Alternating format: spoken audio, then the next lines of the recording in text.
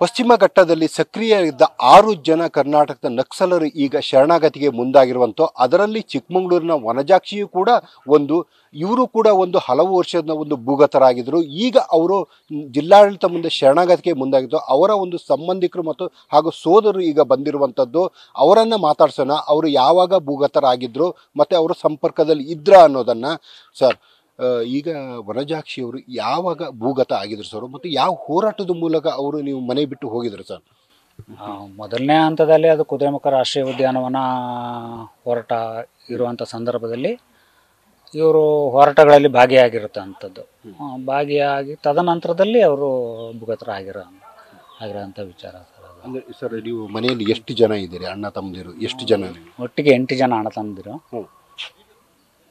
5 ಜನ ಇದ್ದೀವಿ. 5 ಜನ ಇರುವಂಥದ್ದು. ಈಗ ತಂದೆ ತಾಯಿ ಸಂಪರ್ಕದಲ್ಲಿ ಇದ್ರ, ಅಥವಾ ಅವರು ಎಷ್ಟು ಇಸ್ವಿಗೆ ಅವರು ಭೂಗತರಾಗಿ ಹೋದರು?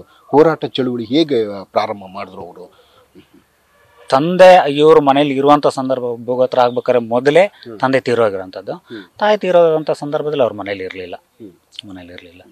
ಬಟ್ ನೀವು ಜೊತೆಗಿದೆ ಏನಾದ್ರು ಸಂಪರ್ಕದಲ್ಲಿ ಇದ್ರ, ಅಥವಾ ಏನಾದ್ರು ಬರ್ತಾ ಇದ್ರ, ಅಥವಾ ಭೂಗತರಾಗಿ ಹಂಗೆ ಹೋಗಿದ್ರು ಅವರು? ಹಂಗೆ ಹೋಗಿದ್ರು, ಭೂಗತರಾಗಿ ಹೋಗಿದ್ರು ಬಿಟ್ರೆ ನಮಗೇನು ಸಂಪರ್ಕದಲ್ಲಿ ಇರಲಿಲ್ಲ ಅವರು. ಈಗ ಶರಣಾಗತಿಗೆ ಮುಂದಾಗಿದ್ದಾರೆ. ಈಗ ಏನು ಅನ್ನಿಸ್ತದೆ? ಅಂದ್ರೆ ಅವರು ಭೂಗತರಾಗಿದ್ರು ಇಷ್ಟು ವರ್ಷ, ಈಗ ನಿಮ್ಗೆ ಏನು ಅನ್ನಿಸ್ತದೆ? ಮತ್ತು ಅದು ಮಾಡಿರೋದು ಸರಿ ಅನ್ನಿಸ್ತದೆ ನಿಮ್ಗೆ? ಖುಷಿ ಇದೆ. ಈಗ ಶರಣಾಗ್ತಿರೋದು ಅದೇ ಸಶಸ್ತ್ರ ಹೋರಾಟ ಬೇಡ ಅನ್ನೋ ಒಂದು ಮನಸ್ಥಿತಿ ನನ್ನಲ್ಲಿದ್ದಂಥದ್ದು.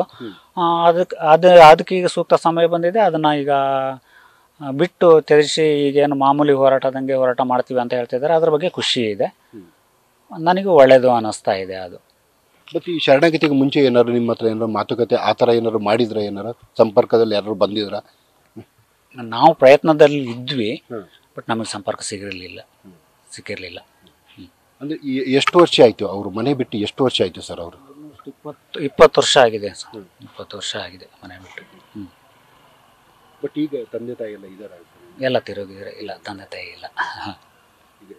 ಈಗ ಏನು ಹೇಳಲಿಕ್ಕೆ ಬಯಸ್ತೀರ ಅವರಿಗೆ? ಅಂದರೆ ಮುಂಚೆ, ಈಗ ಶರಣಾಗತಿ ಆದಮೇಲೆ ಬಂದಮೇಲೆ ಅವ್ರು ಹೇಗಿರ್ಬೇಕು ಅನ್ಸುತ್ತೆ? ಅಲ್ಲ, ಹೀಗೆ ಇರಬೇಕು ಅನ್ನುವಂಥದ್ದನ್ನು ನಾವು ಅವ್ರಿಗೆ ಹೇಳಕ್ಕೆ ಬರೋದಿಲ್ಲ.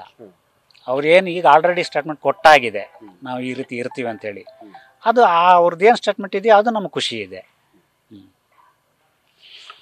ಒಟ್ಟಾರೆ ಏನಂದರೆ, ಇವ್ರು ಹೇಳೋ ಪ್ರಕಾರ, ಸೋದರು ಹೇಳೋ ಪ್ರಕಾರ, ಈಗಂದರೆ ಅವರು ಹಲವು ವರ್ಷದ ಭೂಗತರಾಗಿದ್ದರು. ಆದರೆ ಭೂಗತರ ಆದ ನಂತರ ಕೂಡ ಕುಟುಂಬದ ಜೊತೆಗೆ ಸಂಪರ್ಕದಲ್ಲಿ ಇರಲಿಲ್ಲ. ಆದರೆ ಅವರು ಶಸ್ತ್ರಾಸ್ತ್ರವನ್ನು ಬಿಟ್ಟು ಈಗ ಏನಂದರೆ ಮುಖ್ಯವಾಹಿನಿಗೆ ಬರ್ತಾ ಇರೋದು ಒಂದು ರೀತಿ ಖುಷಿ ಕೊಟ್ಟಿದೆ ಅಂತೇಳಿ ಹರ್ಷವನ್ನು ವ್ಯಕ್ತಪಡಿಸ್ತಾ ಇರುವಂಥದ್ದು. ಕ್ಯಾಮರಾಮನ್ ಪ್ರವೀಣ್ ಜೊತೆ Maharudra Hittalagoppa, news first, Chikkamagaluru. News first, ನಿರ್ಭೀತಿಯಿಂದ ನಿಮ್ಮ ಪರವಾಗಿ.